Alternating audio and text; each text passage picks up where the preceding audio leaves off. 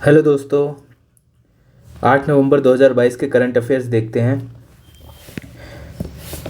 Supreme court ने सरकारी नौकरी और शैक्षणिक संस्थानों में आर्थिक रूप से कमजोर वर्ग ईडब्ल्यूएस के लिए 10% कोटा प्रदान करने वाले संविधान में 103वें संशोधन की संवैधानिक वैधता को बरकरार रखा है। मतलब ईडब्ल्यूएस कोटे से 10% जो आरक्षण मिलता था स्वर्णिम वर्ग को, अब वो बरकरार रहेगा।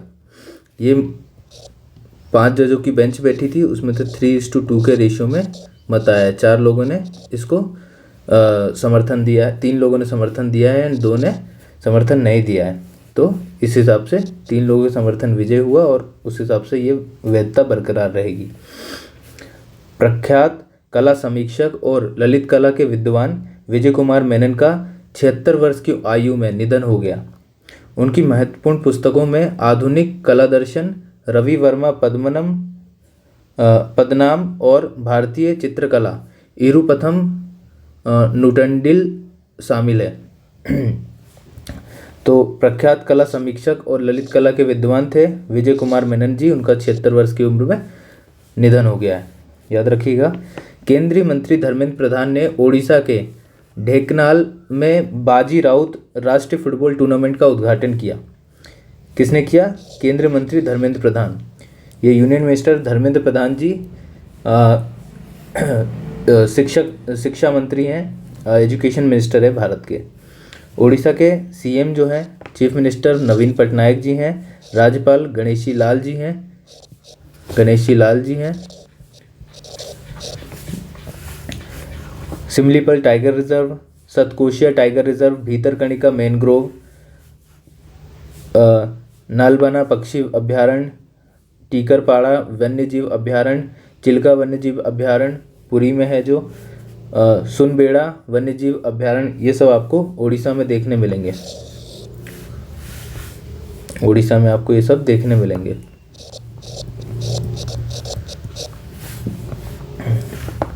गणेशी लाल जी राज्यपाल हैं, याद रखिएगा। प्रधानमंत्री श्री नरेंद्र मोदी जी की अध्यक्षता में केंद्रीय मंत्रिमंडल ने होलोंगी ईटानगर में ग्रीनफील्ड हवाई अड्डे के नामकरण को डोनी पोलो हवाई अड्डा ईटानगर के रूप में मंजूरी दी है। अब ईटानगर हवाई अड्डे का नाम डोनी पोलो हवाई अड्डा रहेगा। याद रखिएगा किसने इसका अध्यक्षता में, मंत्रिमंडल की अध्यक्षता में क्या निर्णय लिया गया? नरेंद्र मोदी जी की अध्यक्षता में मंत्रिमंडल ने यह निर्णय लिया है। ग्रामीण विकास मंत्री मिनिस्ट्री ऑफ रूरल डेवलपमेंट ने मंत्रालय के प्रमुख कार्यक्रम राष्ट्रीय ग्रामीण आजीविका मिशन के तहत महिला स्वयं सहायता समूह सेल्फ हेल्प ग्रुप द्वारा बनाए गए विपणन उत्पादों के लिए पतंजलि आयुर्वेद के साथ एक समझौते पर हस्ताक्षर किया है। कहने का मतलब है सेल्फ हेल्प ग्रुप जो महिलाओं का एक ग्रुप होता है जिसके द्वारा बनाए गए कुछ उत्पाद हैं उन्हें पतंजलि आयुर्वेद के साथ समझौते करके बनाया जाएगा और उसे अच्छी मार्केटिंग के साथ बेचने की हेल्प करी जाएगी उनके साथ।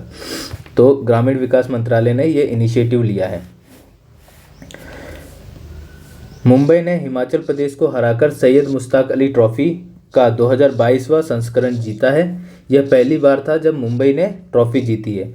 तो मुंबई ने हिमाचल प्रदेश को हराया और सैयद मुश्ताक अली ट्रॉफी जीत ली है। नेक्स्ट क्वेश्चन है, केंद्रीय सामाजिक न्याय और अधिकारिता मंत्री डॉक्टर वीरेंद्र कुमार ने शिल्प समागम 2022 का उद्घाटन किया। सम्मेलन का विषय था vision 2030, chemical and petrochemicals build India है। इसका जो विषय है, इसकी जो थीम है वो chemicals and petrochemicals build India है। नेक्स्ट है, केंद्रीय आवास और शहरी मामलों में मंत्री हरदीप सिंह पुरी और केरल के मुख्यमंत्री पिनरई विजयन ने संयुक्त रूप से कोच्चि में 15वें शहरी गतिशीलता भारत UMI सम्मेलन के और एक्सपो 2022 का उद्घाटन किया। किसने किया? शहरी मामलों के मंत्री हरदीप सिंह पुरी, केंद्रीय आवास और शहरी मामलों के मंत्री हरदीप सिंह पुरी और केरल के मुख्यमंत्री पिनरई विजयन जी ने संयुक्त रूप से कोच्चि में 15वें शहरी गतिशीलता भारत सम्मेलन और एक्सपो 2022 का उद्घाटन किया है। याद रखिएगा। सेवा, self employed women association, self employed women association, सेवा का फुल फॉर्म है सेल्फ एम्प्लॉयड वुमेन एसोसिएशन की की संस्थापक प्रसिद्ध महिला अधिकारी कार्यकर्ता ईला भट्ट का 89 वर्ष की आयु में निधन हो गया। अधिकारी कार्यकर्ता ईला भट्ट का 89 वर्ष की उम्र में निधन हो गया। याद रखिएगा, सेवा का फुल फॉर्म क्या है, सेल्फ एम्प्लॉयड वुमेन एसोसिएशन, और इसकी जो संस्थापक थे, इस ऑर्गेनाइजेशन की जो संस्थापक थी, ईला भट्ट जी का निधन हो चुका है। ईला भट्ट जी के बारे में जानते हैं। पद्म भूषण प्राप्तकर्ता ईला भट्ट महिला सशक्तिकरण के क्षेत्र में अग्रणी थी और उन्हें अपने काम के कारण अंतर्राष्ट्रीय स्तर पर पहचान मिली थी। तो वो महिला सशक्तिकरण के लिए काम करती थी और काफ़ी आगे बढ़ चढ़कर महिलाओं को सहयोग करती थी। भारतीय सेना ने ड्रोन किल सिस्टम और पैदल सेना प्रशिक्षण हथियार सिम्युलेटर सहित 5 मैक 2 परियोजनाओं के परियोजना स्वीकृति आदेश को मंजूरी दी है, जो आत्मनिर्भरता के लिए भारत के दृष्टिकोण को गति प्रदान करता है। तो भारतीय सेना ने ड्रोन किल सिस्टम और पैदल सेना प्रशिक्षण हथियार सिम्युलेटर सहित 5 मैक 2 परियोजनाओं के परियोजना स्वीकृति आदेश को मंजूरी दे दी है और आत्मनिर्भरता के लिए भारत के दृष्टिकोण से गति प्रदान करता है। तो इस तरह से भारतीय सेना अब अपने आप को हाईटेक बनाने में लगी हुई है। असम और नागालैंड के राज्यपाल प्रोफेसर जगदीश मुखी ने नागालैंड में चुमुकेदिमा में national integrated innovate expand NIIE व्यापार मेले का उद्घाटन किया। किसने? नागालैंड के राज्यपाल प्रोफेसर जगदीश मुखी जी ने चुमुकेदिमा में नेशनल इंटीग्रेटेड इनोवेट एक्सपेंड व्यापार मेले का उद्घाटन किया है। नेशनल इंटीग्रेटेड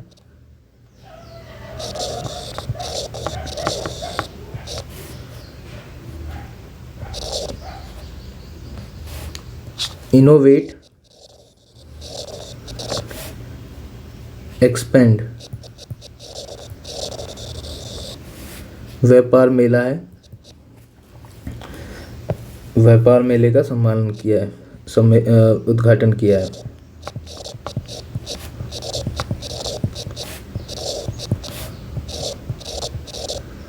उद्घाटन किया। नागालैंड के बारे में जान लेते हैं। एक्सपो का विषय भी देख लेते हैं। एक्सपो का विषय था innovate integrate expand. Innovate integrate expand. Nagaland के बारे में मुख्यमंत्री नेफ्यू रियो हैं, राज्यपाल जगदीश मुखी जी हैं, सिलोई झील मेलूरिया में है, कोहिमा युद्ध कब्रिस्तान है, तोकू एमोंग फेस्टिवल होता है यहाँ, नाकान्युलम महोत्सव होता है, हॉर्नबिल महोत्सव होता है यहाँ। और नेक्स्ट क्वेश्चन देखते हैं। प्रसिद्ध मलयालम उपन्यासकार सेतु माधवन को वर्ष 2022 के लिए प्रतिष्ठित एजुथाचन पुरस्कार केरल सरकार की शीर्ष साहित्यिक पुरस्कार है से सम्मानित किया गया है। कौन से पुरस्कार से? एजुथाचन पुरस्कार से सम्मानित किया गया। किसे? ए सेतु माधवन जी को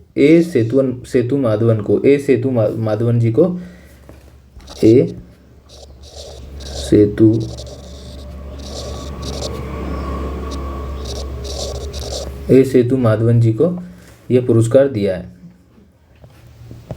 केरल के बारे में जानते हैं। अन्नामुडी सोला राष्ट्रीय उद्यान, एराविकुलम राष्ट्रीय उद्यान, silent valley national park, Cherai beach, Periyar नदी पर इदुक्की बांध, कुमारकोम राष्ट्रीय उद्यान आपको केरल में देखने मिलेगा। ये सब आपको केरल में देखने मिलेगा।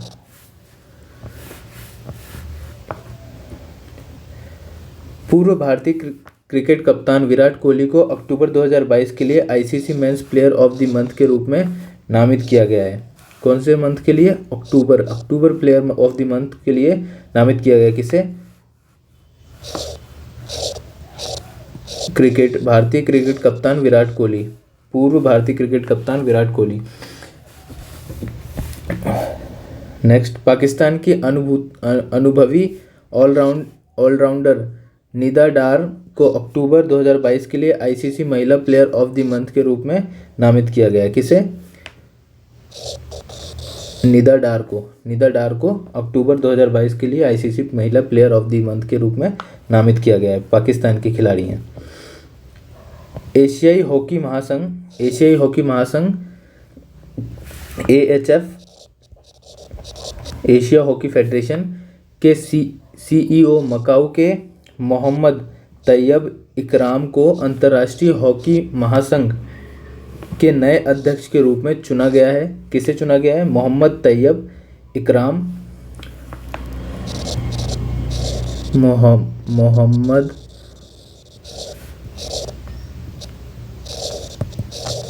तैयब इकराम को अंतर्राष्ट्रीय हॉकी महासंघ के नए अध्यक्ष के रूप में चुना गया है। मोहम्मद तैयब इकराम जी को। अंतर्राष्ट्रीय हॉकी महासंघ का मुख्यालय लुसाने स्विट्जरलैंड में है और 7 जनवरी 1924 को पेरिस, फ्रांस में इसकी स्थापना करी गई थी। फ्रांस की राजधानी पेरिस है।